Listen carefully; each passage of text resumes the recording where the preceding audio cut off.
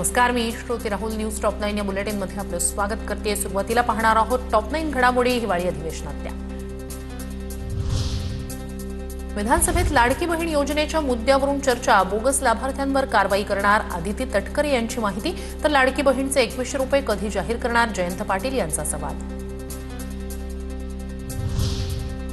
लाडक्या बहिणींनी विरोधकांचा टांगापलटी केला, योग्य वेळी लाडक्या बहिणींना 2100 रुपये देणार, उपमुख्यमंत्री शिंदेंचं आश्वासन। कुठल्याही परिस्थितीमध्ये लाडकी बहीण योजना तुम्हाला वाटतं कमी होईल, बंद होईल, मी सांगतो तुम्हाला लाडकी बहीण योजना कधीही बंद होणार नाही। आणि सांगतो तुम्हाला, तुम्ही 2100 रुपये बोलले, योग्य वेळी आम्ही जे बोललोय ते सगळं पूर्ण करणार नाना।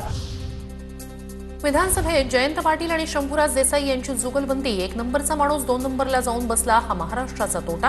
जयंत पाटील यांचा फडणवीसांसह शिंदेंना टोला, तर आम्ही 1 नंबर 2 नंबर अदलाबदली करत असतो, देसाईंचं उत्तर। एकनाथ शिंदे साहेब असल्याच लोकांनी तुमचं नुकसान केलेलं आहे। एकनाथ शिंदे साहेब असल्याच लोकांनी तुमचं नुकसान केलं, तुम्हाला ते सारखं समजावून सांगतायत, काय हरकत नाही। 1 नंबर हा 1 नंबरच असतो, 1 नंबर हा 1 नंबरच असतो।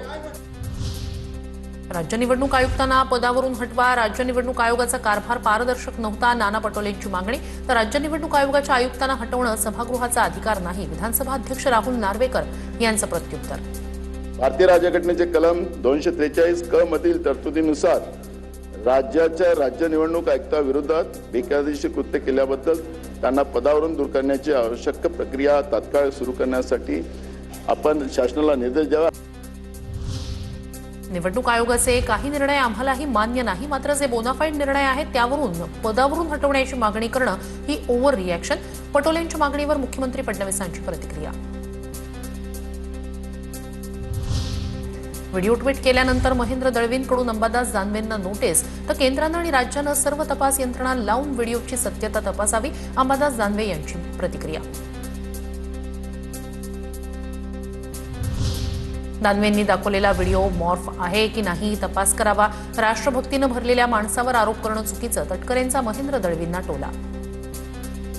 तो व्हिडिओ कुठला मॉर्फ आहे का कसा आहे, त्यानंतर नेमकं त्याच्यातलं काय तथ्य आहे हे शोधून काढावं। त्या राजकीय खलनायकाची सुद्धा पूर्णपणाची साधनते चौकशी मुख्यमंत्र्यांनी जमलं तर केंद्रीय तपास यंत्रणेची मदत घेऊन ताबडतोब करावी। वाहतूक पोलिसांसाठी टप्प्याटप्प्यानं बॉडी कॅमेरा वापरात आणणार, कॅमेरा असेल तरच चलान कट करता येणार, सभागृहात मुख्यमंत्री फडणवीसांची माहिती। आता बॉडी कॅमेऱ्यामुळे चलान कट करताना होणाऱ्या भांडणांना बसणार चाप। चालानाची अथॉरिटी ज्यांना आहे, ट्रॅफिक पोलीस, त्यांनी बॉडी कॅमेरा असेल तरच चालान करता येईल, अशा पद्धतीचं त्यांनी आता त्या ठिकाणी नियम केलेला आहे। शरद पवारांच्या घरी स्नेहभोजनासाठी अजित पवार, प्रफुल्ल पटेल जाणार, शरद पवारांच्या वाढदिवसानिमित्तानं होणाऱ्या स्नेहभोजनात दोन्ही राष्ट्रवादीचे नेते एकत्र येणार, शरद पवार यांनी स्वतः प्रफुल्ल पटेल यांना दिलंय आमंत्रण।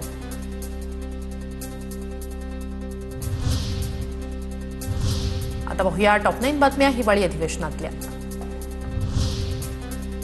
वोटचोरीच्या मुद्द्यावरून अमित शहा आणि राहुल गांधींमध्ये खडाजंगी, पंडित नेहरूंना पंतप्रधान बनवलं, ही काँग्रेसची पहिली वोटचोरी, सोनिया गांधी भारताच्या नागरिक बनण्याआधी मतदार होत्या, अमित शहा यांचा हल्लाबोल। एक वाद पहुंचा है, वाद मतलब डिस्प्यूट पहुंचा है दिल्ली की सिविल अदालत में। उसमें डिस्प्यूट ये है कि सोनिया गांधी जी इस देश की नागरिक बनने से पहले मतदाता बने।